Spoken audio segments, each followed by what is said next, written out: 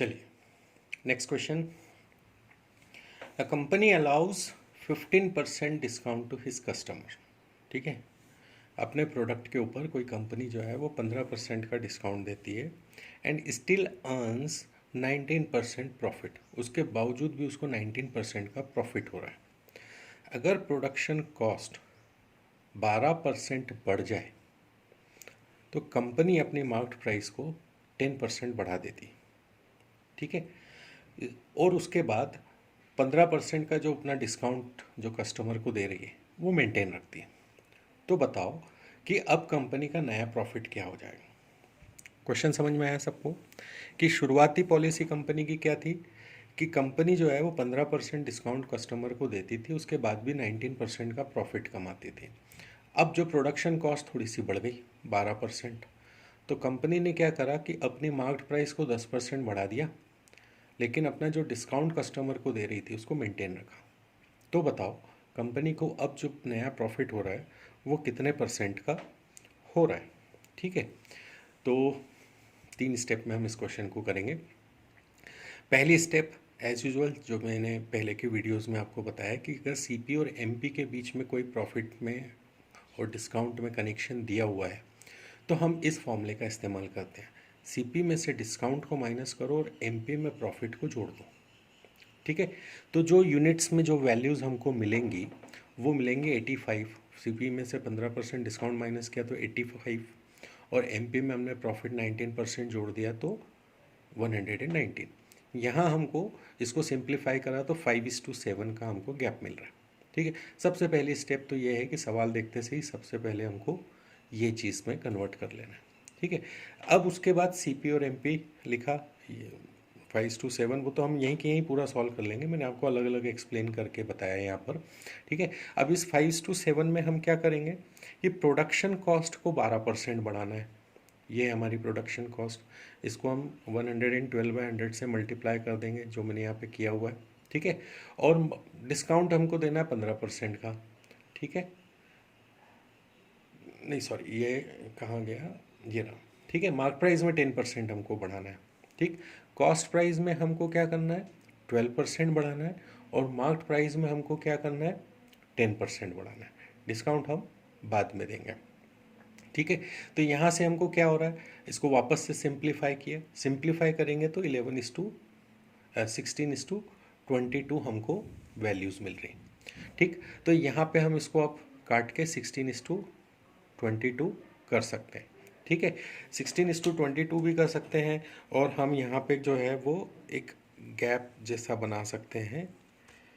ये यहाँ पे 16 लिखा, ये 22 लिखा, ये हमारा सीपी है, ये हमारा एमपी है, इसके बीच में हमने एक और वर्ड जोड़ दिया एसपी, क्योंकि अभी हमको यहाँ पे क्या हो रहा है 15% का डिस्काउंट भी देना है कस्टमर को। ठीक है, तो अब एमपी 22 है, इसमें हमको 15% का डिस्काउंट देना है। ये डिस्काउंट हमने यहाँ पे कैलकुलेट कर लिया। ठीक है, वो कैलकुलेशन, ये सीपी और एसपी के बीच का कैलकुलेशन यहाँ पे नहीं किया हुआ है, वो कैलकुलेशन में आपको डायरेक्ट यहाँ पे ये यहाँ पे कैलकुलेट करके दिया हुआ। ठीक है, तो ये डिस्काउंट हो गया हमारा 18.7। ठीक, ये एसपी है, ये यहाँ पे हमने लिख लिया 18.7। क्लियर हो गया। अब ये चीज़ आपको अच्छे से क्लियर हो रही होगी कि सबसे पहले हमने क्या कर दिया, सीपी और एमपी के बीच में रेशो निकाल लिया 5:7 का। फिर ये सीपी एमपी हमको 5:7 मिल गया, इसमें हमने सीपी बढ़ा दिया 12%, प्रोडक्शन कॉस्ट बढ़ा दी, और मार्केट प्राइस हमने 10% बढ़ा दी। ठीक है, 10% बढ़ाने के बाद हमको मिले 16 और 22।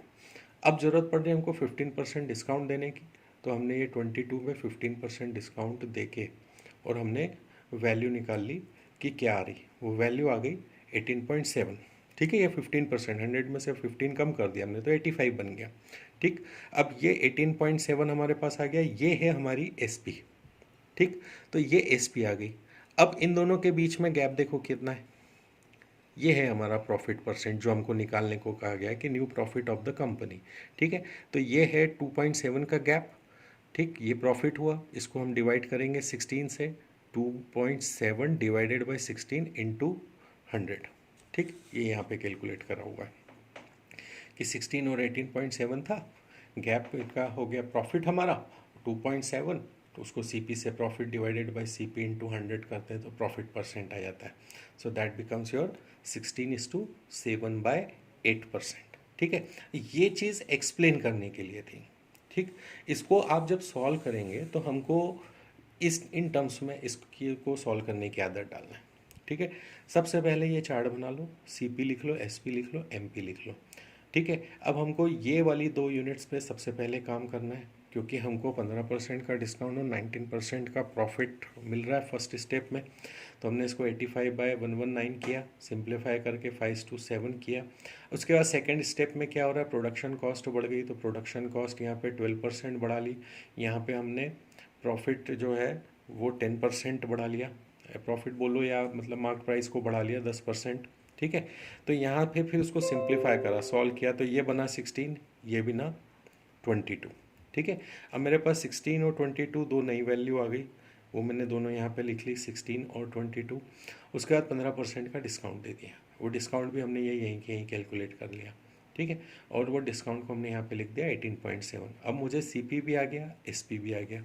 इन दोनों के बीच का गैप निकाला 2.7, इसको डिवाइड किया 16 से, इंटू 100 किया, यू गेट 16:7/8%. ठीक है, ये पहले स्टेप बाय स्टेप किया था हमने, है ना. ये सेकंड मेथड में हम क्या कर रहे हैं, डायरेक्ट कर रहे हैं.